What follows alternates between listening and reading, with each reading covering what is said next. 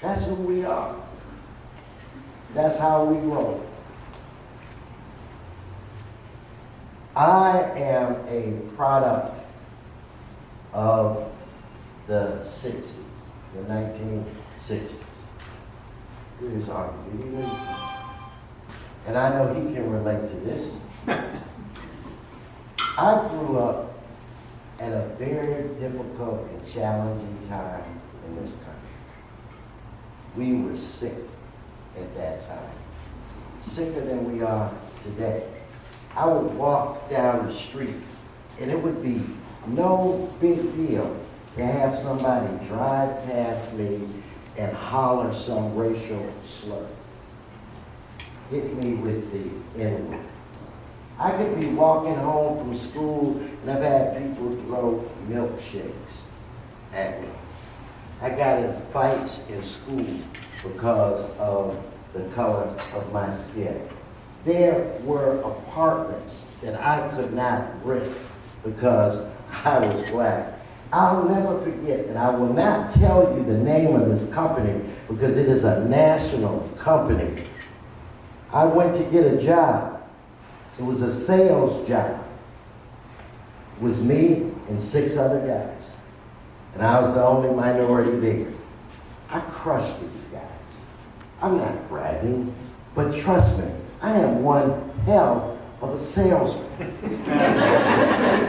When I first came to California, my first job, I was a door-to-door pots and pans salesman, where I would knock on the door and sell pots and pans in 1974. And Captain, these pots and pans in 1974 cost $850 for a set of pots and pans.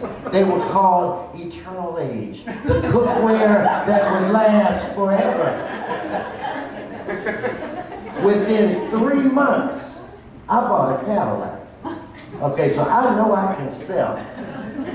But I didn't get that job because they didn't think that I could sell to white people. But we, the people in the 60s, black people, white people, Latinos, Jews, Muslims, Catholics, you name it, we protested together. We picketed together. We marched together. Many of us were beaten together. Some of us were killed together, but we changed this world.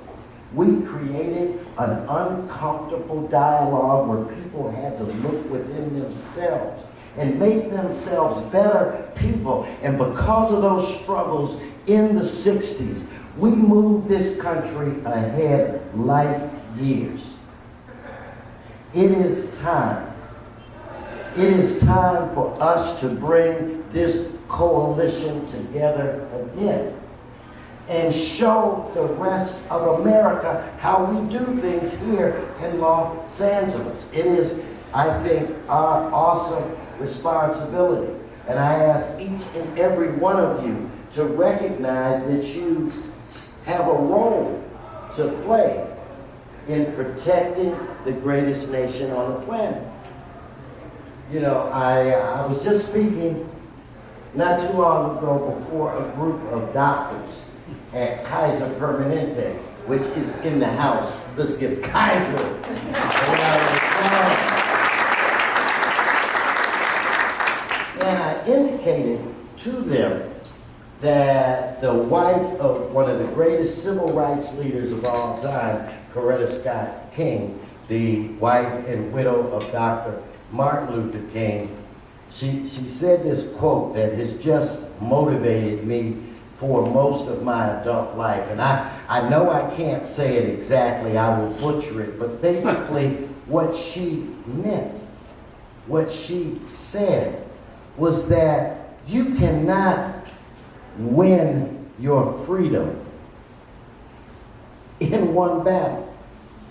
It is a constant struggle. and that every generation has a responsibility to fight that fight. Well, it is our generation, and it is now our time to fight. Women, for every buck a guy earns, women earn 76 cents.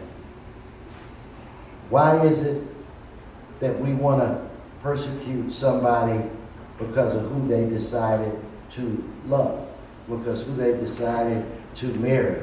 Between all of us, who gives a shit? I mean, it's their business. Why do you care that my skin is a little brown?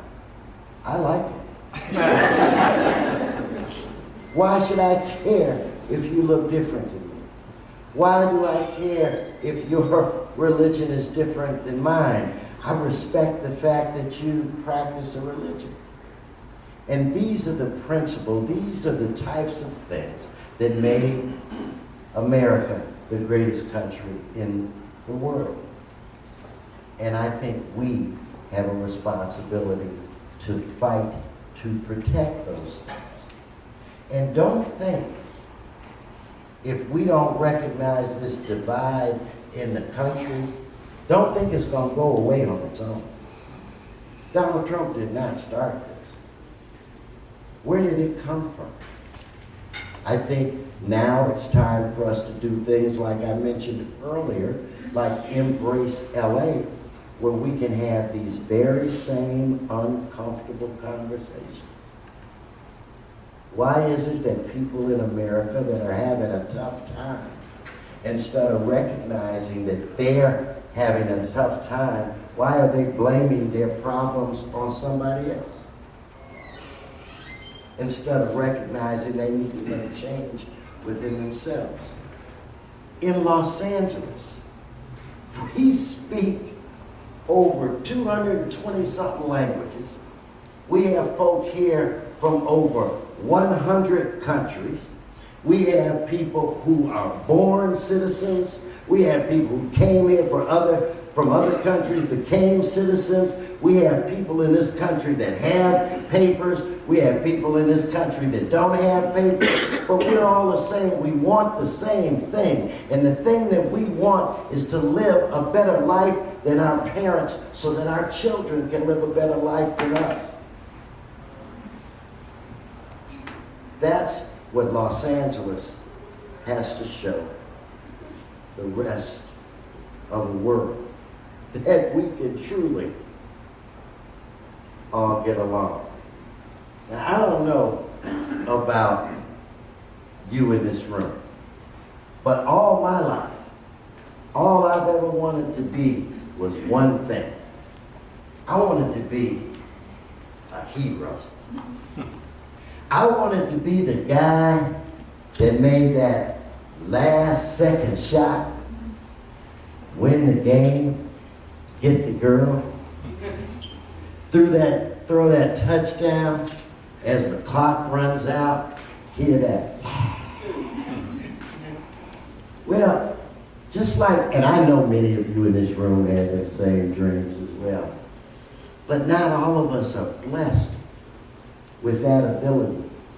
Not all of us have an opportunity to make that shot that wins that game.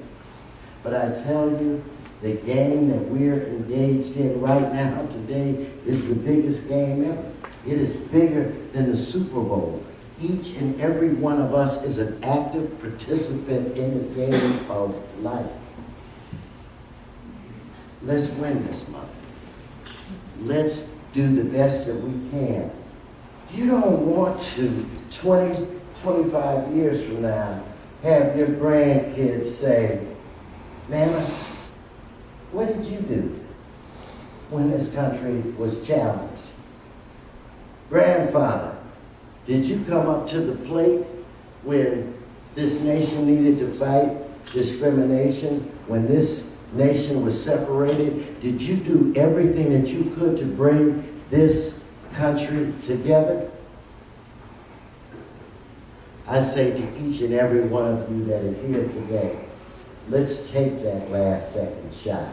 Let's make it let's win the girl. And for some of you, win the guy. But that's what this country is all about. And that's what we as people should be all about.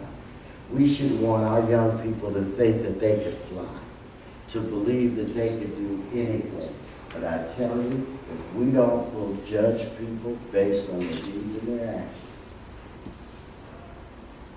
then we're not going to get to the point where we as a people can get.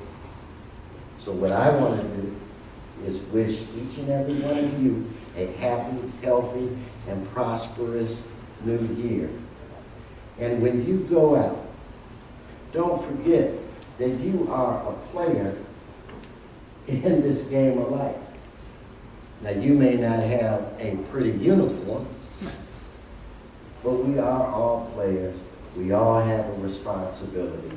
And you want to make sure that you've done each and everything that you can do to try to move this country forward.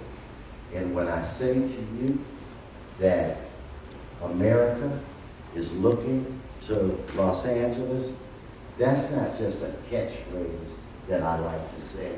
I believe that in my heart, and I believe that in my soul. So with that said, I want to thank you for having me this morning. Good luck to each and every one of you in the future. This is the greatest country on the planet, and we're the ones who make it great. God bless us all.